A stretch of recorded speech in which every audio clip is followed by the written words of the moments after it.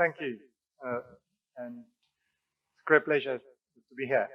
So we've seen the guidelines. We've seen the American guidelines. We've seen the European guidelines. I think they're pretty consistent with each other. I mean, there are little small differences.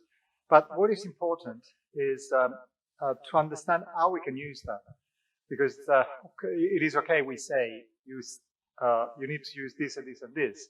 But then how should we be using? I mean, these are my conflict of interest. And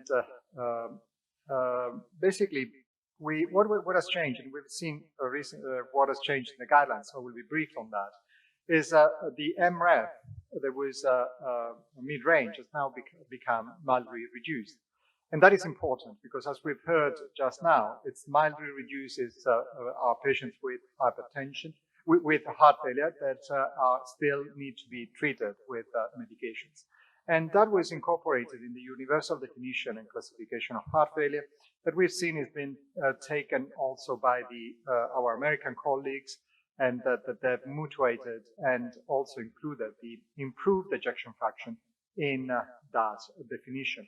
And the improved ejection fraction is a group of patients that need to be treated as patients with reduced ejection fraction. But let's see where we came. We came from guidelines in 2008, 2012, 2016, where we always use this sort of traffic light sort of approach. So you had to start with one medication, so ACE inhibitors and beta blockers. Then if patient was still symptomatic, still had a reduced left ventricular function, then add an MRA. Then if still symptomatic, then go on the other on the other medications. But then the world has changed in the past 6 years, not just because of COVID, it was just for the past 2 years, but in the past 6 years, we've had so many new trials in heart failure that have changed the way we need to approach patients with heart failure. We have heard about and you're familiar, and you will hear again later on the SGLT2 inhibitor trials. They clearly showed a reduction in the composite endpoints of mortality and morbidity. Then the soloists also show that these drugs can be used in patients who are ready to be discharged after an acute episode of heart failure, and also extended the potential benefit in the subgroup of patients with left ventricular ejection fraction greater than 50%. Then we also had vericiguat, and vericiguat was effective in reducing the composite endpoint of mortality and morbidity. And at the beginning, and especially I think this is reflected in the guidelines, we were all a bit puzzled on the small effect in terms of relative risk reduction. But then when you look at the reality of vericiguat, you can see that the absolute risk reduction with vericiguat is very sizable, because in terms of absolute values, is 4.6% in absolute risk reduction with in that specific population. So it's a drug that is very important to be used, and especially in those patients who tend to worsen. So what was the evidence? I mean, we had evidence for since 2016. We had evidence for the SGLT2 inhibitors, so mostly dapagliflozin and empagliflozin, to reduce mortality and hospitalizations in patients with and without diabetes. Sotagliflozin in the soloists reduced mortality and morbidity in patients with heart failure. We didn't have new efficacy data, but I mean, we had data enough from the Paradigm-HF for the indication for sacubitril valsartan. Then we had vericiguat and omecamtiv mecarbil that demonstrated an effect on mortality and morbidity. In the European guidelines, omecamtiv mecarbil is not mentioned because it's at the time of the guidelines, it was not on the market in any country worldwide. And also, we had the new evidence of IV iron, especially on hospitalizations for heart failure after an acute event.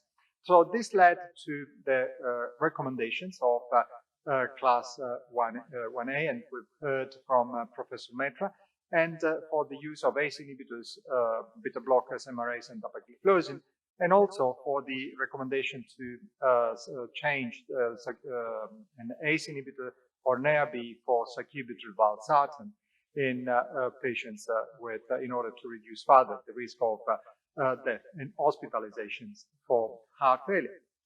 Now, you've seen this slide from Professor Metra. So basically, we changed radically the way we approach the treatment of heart failure. So rather than going stepwise, now we suggest that all patients should receive the 4 foundation therapies.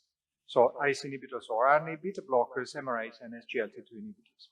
Then is a question of phenotyping, and you can try to phenotype the different patients in according to whether they have some comorbidities. Let's say patients with coronary artery disease, if they are still symptomatic, then there is an indication for CABG. Patients with atrial fibrillation, there is an indication to use on top of those medications the digoxin or the pulmonary vein ablation. In patients with sinus rhythm, still high heart rate, ivabradine. But this is something that comes after the foundation therapy. But then when we think on how we should sequence the different medications, if we look at the old paradigm suggests to start one and then up-titrate one after the other. And this mostly came from the bad experience with the beta blockers in the 90s. Because it's, when we started the beta blockers, we understood that there was immediately this decline of left ventricular function. Patients were re-hospitalized. Then the CBIS-3 basically demonstrated that you can start an ACE inhibitor and a beta blocker together and then up-titrate them, so shortening the up-titration. But you shouldn't be starting a beta blocker before an ACE inhibitor. And because in the CBIS-3, there was an increased risk of hospitalizations in patients who were started in an ACE inhibitor with a beta blocker before any other neurohormonal drugs. Then we've learned recently that you can add the SGLT2 inhibitors basically at any time because they have less of an impact on blood pressure. And then we also have to understand the effect of the other medications in order to be confident on when and how to implement our medical therapy. And we have data from the mineralocorticoid receptor antagonists, especially in those patients who are more difficult. And these are those patients with with a blood pressure below 105 millimeters of mercury. You can see that in this subgroup of patients, there are in purple, I don't know why my point, in purple here, you see that the blood pressure actually increased in the trials in patients with low blood pressure. Then, the efficacy of the MRAs was preserved in those patients with a low blood pressure. So we should start the MRAs in any patient, at any level of blood pressure. Then we have the same for the SGLT2 inhibitors. You can see here, these are patients with in the DAPA-HF with a blood pressure less than 110 millimeters of mercury. And you can see that virtually there was no change in blood pressure, it was less than half a millimeter of mercury. Now, other data we also had similarly with sacubitril valsartan, basically showing that there's, even in patients with low blood pressure, if you up-titrate slowly, you can confidently do so.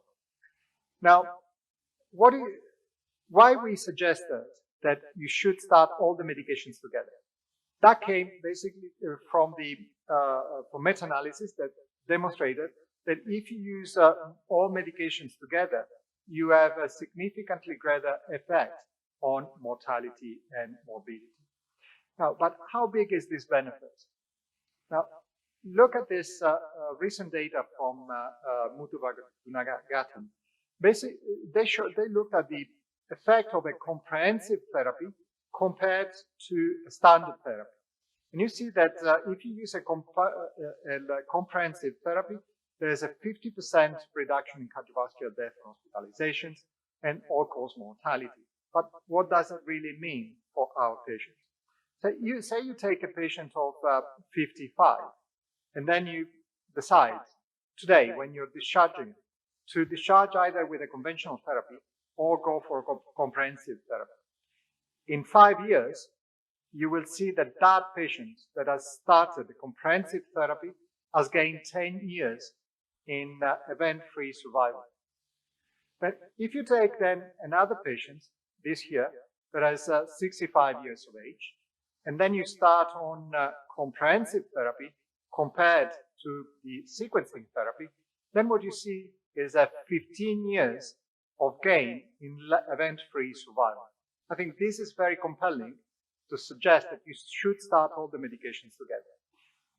Then the issue is, okay, that is the ideal case, and it's the ideal case in patients who can tolerate everything. We know beta blockers, for example, are not tolerated. And these are data from the CB-Cell study where they had a forced up titration of beta blockers and they of bisoprolol and carvedilol. And you can clearly see that in this study where they had a forced up titration, less than 25% of patients achieved more than 50% of the dose of the beta blocker. So basically that in clinical practice is not really feasible. And also we know that for beta blockers, what is important is the reduction of heart rate rather than the dose, because if you reduce the heart rate to target, you have the same effect of using the target dose of a beta blocker. And you can achieve that using combination therapy with ipaprodine. And this is why we came up with a suggestion and an algorithm on how to implement medical therapy in patients with heart failure. First of all, I have to say, when we say you have to use and start all the 4 foundation therapies together, it's not that you start from scratch.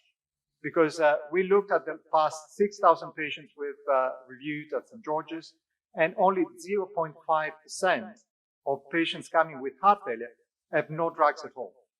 All other patients are taking a beta blocker, an ACE inhibitor, or an MRA for other reasons, because they are hypertensive, they have an acute myocardial infarction, or other reasons. So it's just a question to make sure that you get all therapies together.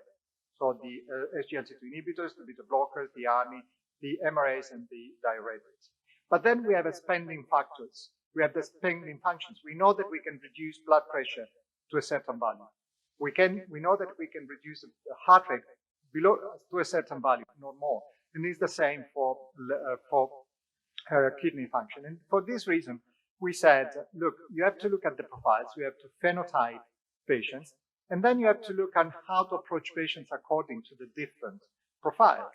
So let's take these patients with a heart rate between 60 and 70, blood pressure below 90, and a GFR that is preserved.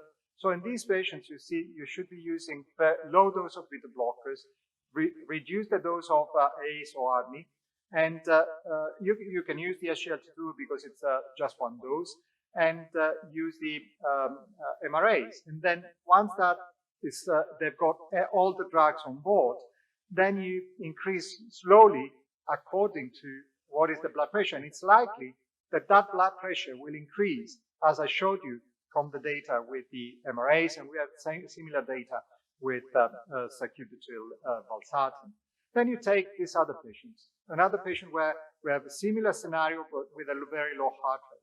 So in these patients, it's we can decide to further reduce the dose of beta blocker in order to give some room for the blood pressure to go higher and increase the ARNI or the ACE inhibitors or whatever they're taking.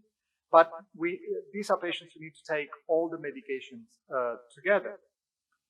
Then if we face the same, say, patient that is worsening heart failure, then after we've implemented our medical therapy, then we add the vericiguat because of the added potential benefits. And of course, if we have patients who have also atrial fibrillation, we add the anticoagulants. So to conclude, we had a radical change in the guidelines.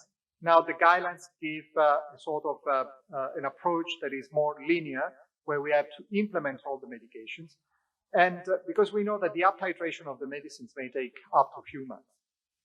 So what is important is to implement all the life-saving medications at discharge, but rather than discharge, I would say at any encounter with patients, being that in discharge, being that in outpatient clinic, being that the visit from an air failure nurse.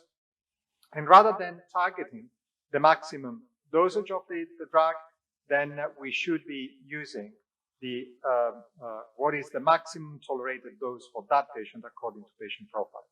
Thank you very much.